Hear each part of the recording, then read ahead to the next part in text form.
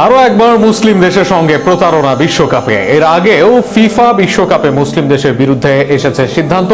এবার সেই সিদ্ধান্ত এলো আর্জেন্টিনার পক্ষে, যাতে ভুক্তভোগী আফ্রিকার মুসলিম দেশ মিশর, যেখানে যে ফাউলে মিশরের হলো গোল বাতিল, সেই ফাউলেই গোল দেওয়া হলো আর্জেন্টিনাকে। মুসলিম দেশ মিশরের সাথে হওয়া অন্যায় নিয়ে থাকছে প্রতিবেদনা। প্রথমে ইরান, এরপর সেনেগাল, এবার ফিফার সর্বশেষ শিকার মিশর।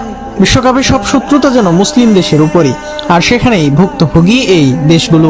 যেখানে তাদের উপর হওয়া অন্যায় এড়িয়ে যাওয়া হয়, তখন অন্ধের মতো চোখ করা হয়, অথচ পান থেকে চুন খসলেই দেওয়া হয় শাস্তি। আর্জেন্টিনা ও মিশর ম্যাচে ছিল নাকি?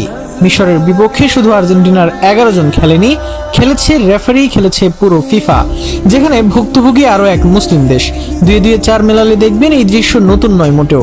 অথচ দিনটা মিশরের জন্য ইতিহাস রচনা করার একদিন হওয়ার কথা ছিল। শুরুতে হেডে এক গোল, এরপর জিকুর দারুণ কাউন্টার অ্যাটাক থেকে গোল, কি ছিল না মিশরের। কিন্তু এই মিশরকে আটকাতে রেফারির একের পর এক বাজে সিদ্ধান্ত, তাতে এই ভুক্তভোগী দলটি ম্যাচের 21 মিনিটে পেনাল্টির বাজি মিশরের বিপক্ষে, যেটা নিয়ে আছে বিতর্ক।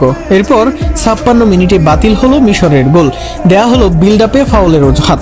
অথচ 91 মিনিটে যখন আর্জেন্টিনা করলো গোল, তখনও দেখা যায় একই ফাউল, কিন্তু সেই সময় ফাউলের বাঁশি বাজায়নি রেফারি, দেয়া হয়নি কোনো কল। উল্টো প্রতিবাদ করতে আসলে একের পর এক টিম মেম্বারদেরকে দেয়া হয় কার্ড।